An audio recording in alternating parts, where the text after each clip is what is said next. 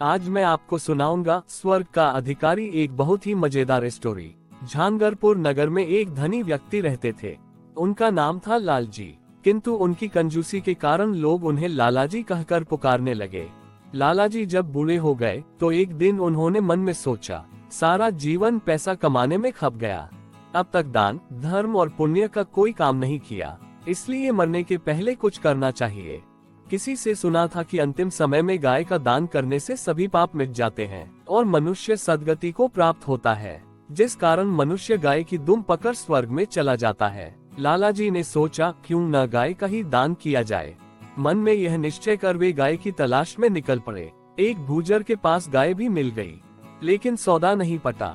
उस मरियल गाय की कीमत लालाजी 2 रुपये से अधिक नहीं देना चाहते थे, जबकि गुर्जर 2.25 रुपये से कम कीमत में गाय को नहीं बेचना चाहता था। बात बनी नहीं तो लालाजी खाली हाथ वापस लौट गए।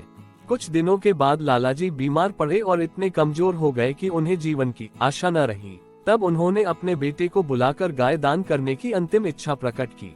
पुत्र बोला, आप जो आज्ञा करें वही होगा, गाय के अलावा अन्न वस्त्र सोना चांदी। लालाजी ने कहा, नहीं नहीं, केवल गाय का दान बहुत है। लालाजी ने बताया कि फला गुर्जर के पास एक गाय है, कुछ समय पहले उसकी कीमत 2.25 रुपया थी, अब शायद कुछ रियायत कर दे, लेकिन तुम उसकी कीमत 2 रुपये से अधिक न देना।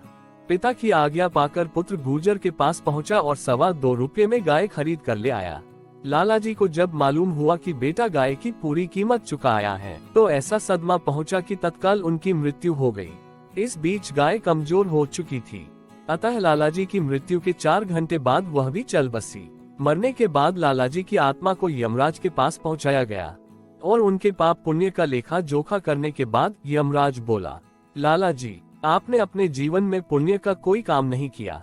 मरते समय एक गाय का दान किया है, वह भी 4 घंटे बाद मर गई, इसलिए आपको 4 घंटे का स्वर्ग मिलेगा और बाकी समय नरक में बिताना पड़ेगा। लालाजी बोले, कोई बात नहीं, मुझे 4 घंटे के लिए स्वर्ग मिला है तो पहले स्वर्ग भेज दो, शेष समय मैं नरक में बिता लूंगा।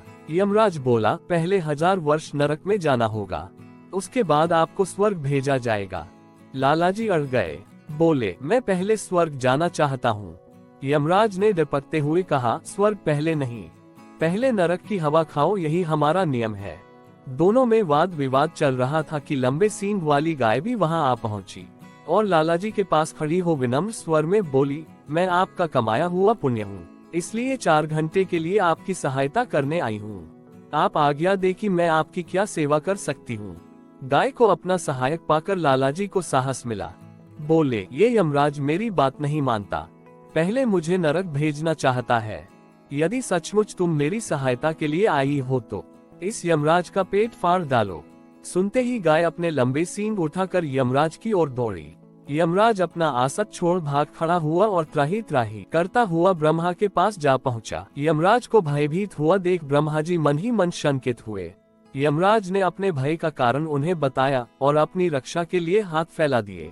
इस बीच गाय के साथ लालाजी भी ब्रह्मा जी के सम्मुख उपस्थित हो गए। ब्रह्मा जी ने बड़े शांत भाव से लालाजी को समझाया कि हमारे नियम के अनुसार पहले आपको नरक में ही जाना होगा। प्राणी के पापों का प्रायश्चित जब हो जाता है तब वह स्वर्ग का अधिकारी बनता है, इसलिए पहले नरक में जाइए। लालाजी अपनी बात पर अड़े थे। बोले, यह नहीं होगा, मैं पहले स्वर्ग भोगना चाहता हूँ। ब्रह्मा जी ने क्रोध में आकर डपट दिया, तुम्हारे लिए हम अपने नियमों का उल्लंघन नहीं कर सकते।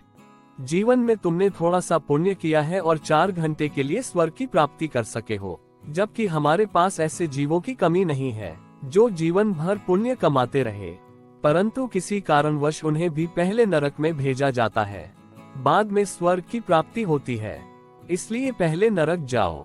बात बढ़ी तो लाला ने गाय की तरफ देखा और बोला, ये दुष्ट भी मेरी बात नहीं सुनता, इसलिए जरा इसकी भी खबर लेना। ब्रह्मा लोक में हलचल मच गई। अपनी प्राण रक्षा के लिए ब्रह्मा भी त्राही त्राही करते हुए विष्णु लोक पधारे और सारा वृतांत कह सुनाया। विष्णु ने भी लालाजी से वही निवेदन किया। बोले, ये संभव नहीं हो सकता, नियमों का पालन देवता और दानव दोनों के लिए जरूरी है। इनकार करने पर लालाजी ने विष्णु महाराज की मरम्मत करने के लिए गाय को आदेश दिया। ब्रह्मा, विष्णु और यमराज तीनों अपनी जान हथेली पर रखकर भागे और कैलाश पहुंचकर भगवान शंकर को जगाया। अचानक इन लोगों के आने के कारण जानकर भगवान शंकर को दुख हुआ। उन्होंने भी लालाजी को वह निर्णय दिया जो यमराज ब्रह्मा और विष्णु दे चुके थे। इस बीच गाय का समय समाप्त हो गया, वह वापस लौट गई। अब लालाजी असहाय हो गए, उन्हें भगवान शंकर के अंतिम निर्णय को स्वीकार करना पड़ा। लालाजी बहुत चतुर बुद्धि के थे। चलने के पहले तीनों देवताओं के आगे हाथ जोड़ खड़े हुए और अपनी धृष्टता के लिए क्षमा याचना करते हुए बोले, यमराज, आप तीनों देवता महान हैं। अपनी पुण्य प्रताप आँखों से मैंने आप लोगों के प्रत्यक्ष दर्शन प्राप्त कर लिए। जो दर्शन बड़े बड़े ऋषि मुनि, संत, साधु और भक्तों को कठिन तपस्या के बाद मिलते हैं, वह मैं आसानी से कर पाया हूँ। कहते हैं कि आपके दर्शनों से पापी मनुष्य भी पुण्य का भागी बन जाता है और उसके दुख, दरिद्र, रोग, शोक सभी नष्ट हो जाते हैं। अगर यह बात सच है तो आपके दर्शन करने के बाद अब मेरे कौन से पाप बच गए हैं जिनके कारण मुझे नरक जाना जरूरी है। सुनकर देवताओं ने आपस में विचार किया, लालाजी ठीक कह रहे हैं। यदि अब भी इन्हें नरक भेजा जाता है तो हमारे दर्शनों का कोई मूल्य नहीं रहेगा। सोचकर बोले, तुम ठीक कहते हो, हमारे दर्शनों से तुम्हारे पाप धुल गए हैं, अब तुम नरक के अधिकारी नहीं। ये कहते हुए देवताओं ने लालाजी को हमेशा के लिए स्वर्ग में रहने की अनुमति दे दी। धन्यवाद।